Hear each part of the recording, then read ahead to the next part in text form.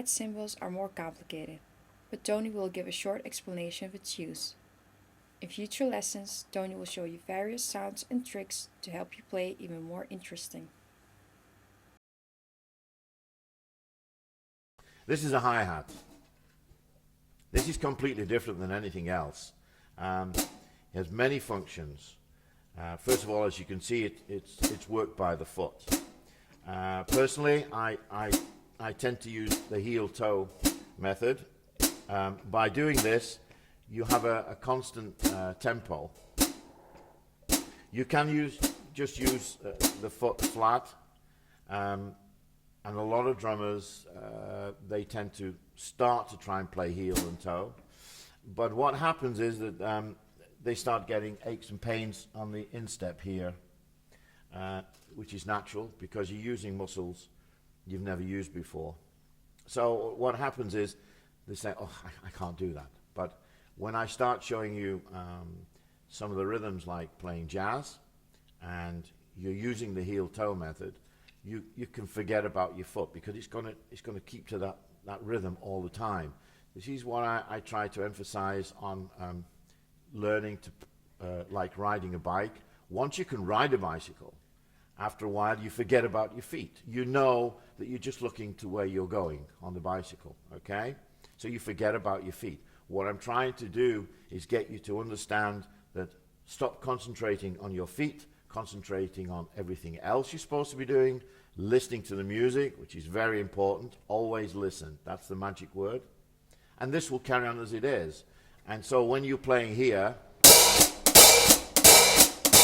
and you want to come away from the hi-hat and play on the ride, by using the way I do it, heel-toe method, you automatically stay in tune and the right tempo with the hi-hat. And when you come back, it's automatically back to where it should be. You don't have to think about it. For instance,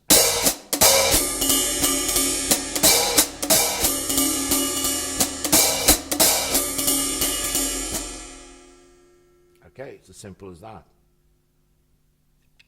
What the hi-hat does is it just closes the two cymbals together. And this can be adjusted, of course, depending on how you want to use your foot, whether it's higher or low. Later on, when I start showing you how to play 16s and disco music, there's a tendency to let the hi-hat take over, and I'm going to explain in detail later as to the sound effects of the dynamics as to what you're actually doing when you keep the cymbals very, very tight together. You're not actually moving your feet. The way I can explain it is if you move your toes inside your shoes, that is enough distance to get the effect. So for discos,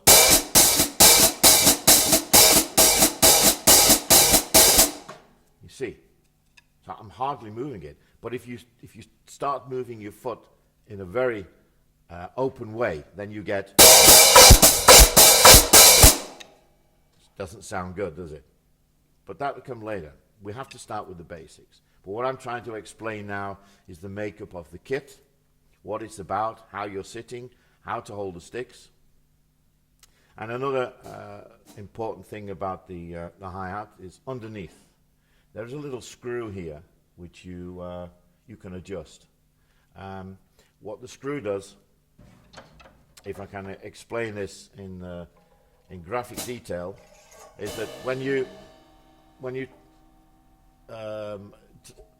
tighten the screw, and what happens at this washer here, it tends to go at an angle like so, okay?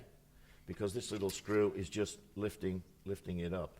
So what happens is that the bottom cymbal tends to go at an angle, okay? I don't know if you can see that properly. Tends to go at an angle. So what happens is that when you're opening the hi-hat, the back side is almost still touching, whereas the front side is opening. This is all right sometimes, but then it's also going to muffle the sound if depending on what you want. So I tend to have a little bit of an angle. Exactly the same dynamics idea is if you've got two cymbals or two, plates or something together. If you put it together, you're creating a sort of an air inside, which is going to stop you actually putting the two sides together. It's where if you have a little bit of a distance gap from the front to the back, so this, and then what happens is it's not a problem. You're not getting funny sounds and funny noises. Okay, so it's